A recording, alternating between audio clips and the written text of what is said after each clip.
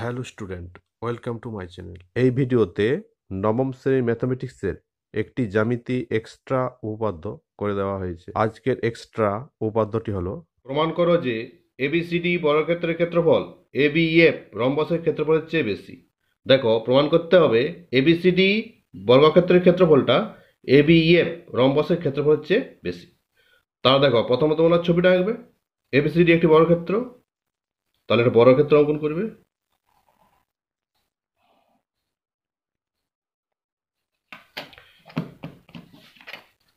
দেখো, এবিসিডি বর্গক্ষেত্র A B C D. দেখো, এ বি সি ডি বর্গক্ষেত্র আর দেওয়া আছে এ বি এফ রম্বস, তাহলে এরপর রম্বস অঙ্কন করতে হবে। এ বি এফ রম্বস অঙ্কন করতে হবে।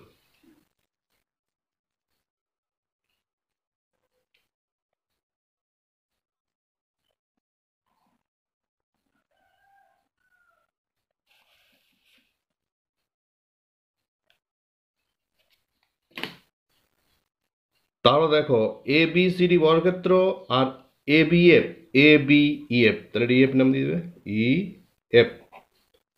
এ বি সি ডি বর্গক্ষেত্র আর এ বি ই এফ রম্বসের একই ভূমি হচ্ছে এ বি।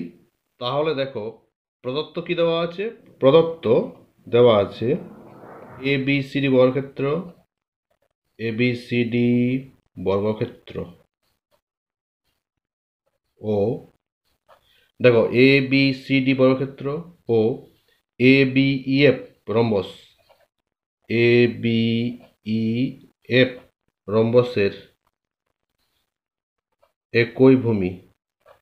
একই ভূমি কি দেওয়া আছে? দেখো, একই ভূমি হচ্ছে এ বি। দেখো, এ বি সি ডি বর্গক্ষেত্র আর এ বি ই এফ রম্বসের একই ভূমি হচ্ছে এ বি। একই ভূমি এ বির উপর অবস্থিত। এরপর দেখো, প্রামাণ্য বিষয়। প্রামাণ্য বিষয়, প্রামাণ্য বিষয় কি প্রমাণ করতে হবে? দেখো, প্রমাণ করতে হবে যে এবিসিডি বর্গক্ষেত্রের ক্ষেত্রফলটা এ বি এফ রম্বসের ক্ষেত্রফলের চেয়ে বেশি, অর্থাৎ বর্গক্ষেত্রের ক্ষেত্রফলটা বেশি, রম্বসের ক্ষেত্রফলটা কম। তাহলে প্রামাণ্য বিষয় কি? এবিসিডি বর্গক্ষেত্রের ক্ষেত্রফল greater then A B F রম্বসের ক্ষেত্রফল।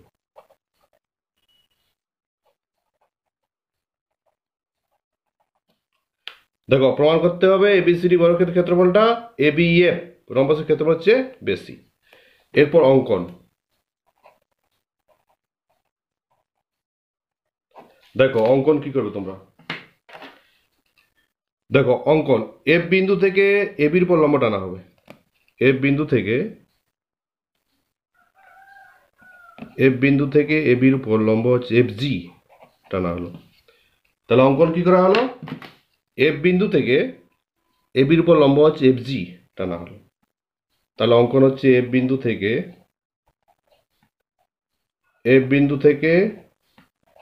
এ বির উপর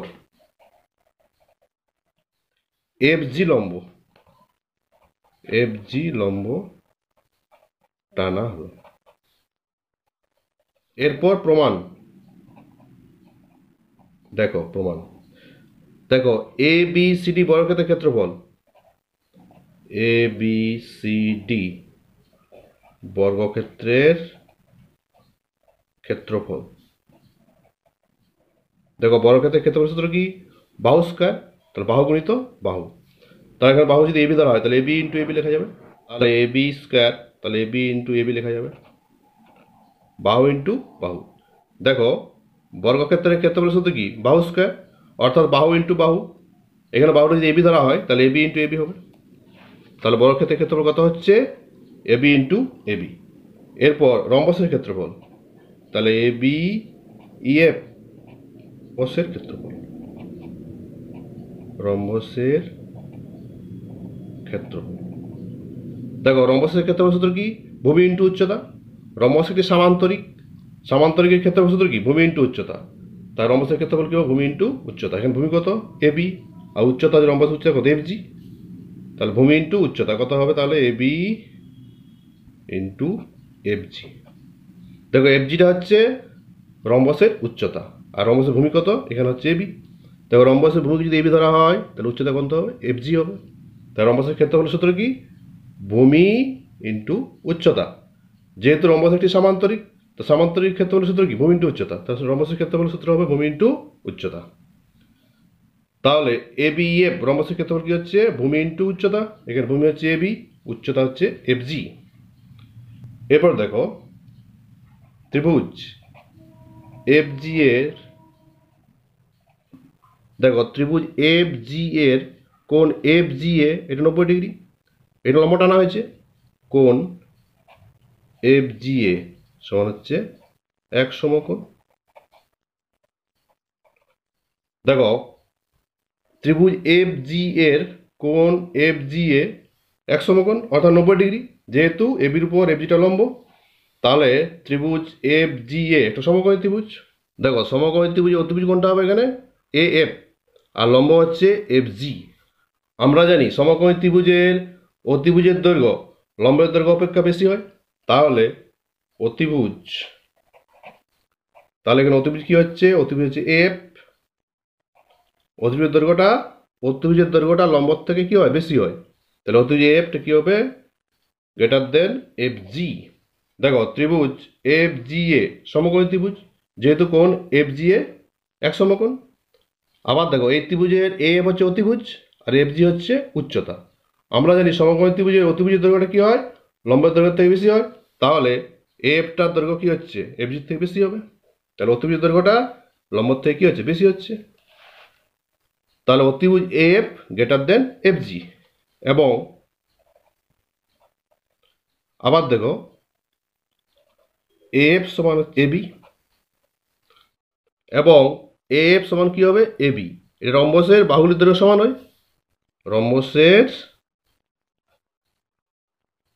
দেখো রম্বসের বাহু এবি সমান আমরা লিখতে পারি এফ, রম্বসের বাহুর দৈর্ঘ্য সমান।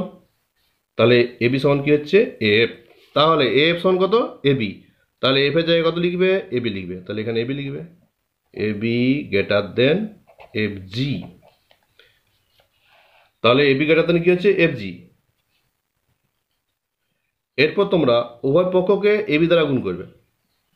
তাহলে এবি দ্বারা গুণ করলে কত হবে, AB into AB greater than AB into F G. এবার দেখো এবি ইন্টু এবি মানে কি, দেখো এবি ইন্টু এবি মানে হচ্ছে এবিসিডি বর্গক্ষেত্রের ক্ষেত্রফল। তাহলে এখানে লিখে নেবে এ বি সি ডি বর্গক্ষেত্রের ক্ষেত্রফল greater than AB into F G. AB into F G মানে কি, এবি এফ রম্বসের ক্ষেত্রফল। তাহলে এটা কি হবে, এ বি এফ রম্বসের ক্ষেত্রফল। তাহলে প্রমাণ হয়ে গেছে। দেখো এবিসি বর্গক্ষেত্রের ক্ষেত্রফলটা এ বি এফ রম্বসের ক্ষেত্রফলের চেয়ে বেশি হচ্ছে। তাহলে দেখো এবিসিডি বর্গক্ষেত্রের ক্ষেত্রফল এ বি এফ রম্বসের ক্ষেত্রফলের চেয়ে বেশি হচ্ছে। তাহলে প্রমাণিত। দেখো এ বি সি ডি বর্গক্ষেত্র, এ বি সি ডি বর্গক্ষেত্র এবং A B E F rhombus, A B F রম্বসের একই ভূমি হচ্ছে এবি, একই ভূমি হচ্ছে এবির উপর অবস্থিত। এরপর প্রামাণ্য বিষয়, প্রমাণ করতে হবে এ বি সি ডি বর্গক্ষেত্রের ক্ষেত্রফলটা এ বি ই এফ রম্বসের ক্ষেত্রফলের চেয়ে বেশি। দেখো এ বি সি ডি বর্গক্ষেত্রের ক্ষেত্রফল greater then A B E F রম্বসের ক্ষেত্রফল।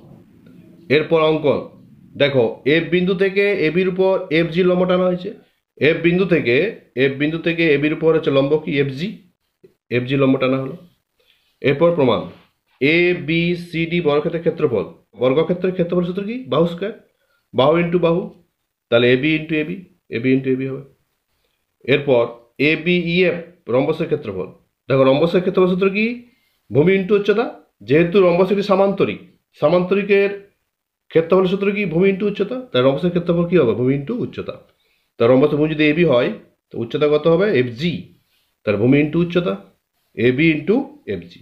এবিসিডি বর্গক্ষেত্রের ক্ষেত্রফল হলো এবি ইন্টু এবি, আর এবি ই এফ রম্বসের ক্ষেত্রফল হচ্ছে এবি ইন্টু এফ জি। এবার দেখো ত্রিভুজ এফ জি এর কোণ এফ জি এ সমান এক সমকোণ অর্থাৎ 90 ডিগ্রি, যেহেতু এফ জিটা এবির উপর লম্ব, তাহলে কোণ এফ জি এ সমান কত হচ্ছে এক সমকোণ। তাহলে এই ত্রিভুজটা কি ত্রিভুজ? সমকোণী ত্রিভুজ। তাহলে সমকোণী ত্রিভুজের অতিভুজ কোণটা এটা এফ, আর এখানে উচ্চতা হচ্ছে এফ জি। আমরা জানি সমকোণী ত্রিভুজের অতিভুজের দৈর্ঘ্যটা কি হয়? লম্বের দৈর্ঘ্যের থেকে বেশি হয়। দেখো অতিভুজ এফটা কি হচ্ছে? অতিভুজ এফ এর দৈর্ঘ্যটা এফ জির থেকে বেশি। তাহলে অতিভুজ এফ, দেখো আমরা জানি সমকোণী ত্রিভুজের অতিভুজের দৈর্ঘ্য লম্বের দৈর্ঘ্য অপেক্ষা বেশি হয়, অর্থাৎ অতিভুজ এফ গ্রেটার দেন কি হবে? F G. অতিভুজের দৈর্ঘ্যটা বেশি হয়, লম্বের দৈর্ঘ্যটা কম হয়। দেখো অতিভুজ এফ গ্রেটার দেন এফ জি। এবং দেখো এ এফ সমান এবি হবে, রম্বসের বাহুর দৈর্ঘ্য সমান হয়। দেখো এখানে রম্বসের বাহু হচ্ছে এবি, আর এ এফ হয় রম্বসের বাহু। তাহলে এবি সমান আমরা এফ লিখতে পারি।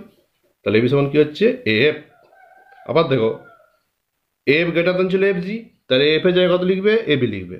তাহলে AB greater than F G. এরপর তোমরা উভয় পক্ষকে এবি দ্বারা গুণ করবে। তাহলে এখানে এবি দিয়ে গুণ করবে, এখানেও এবি গুণ করবে।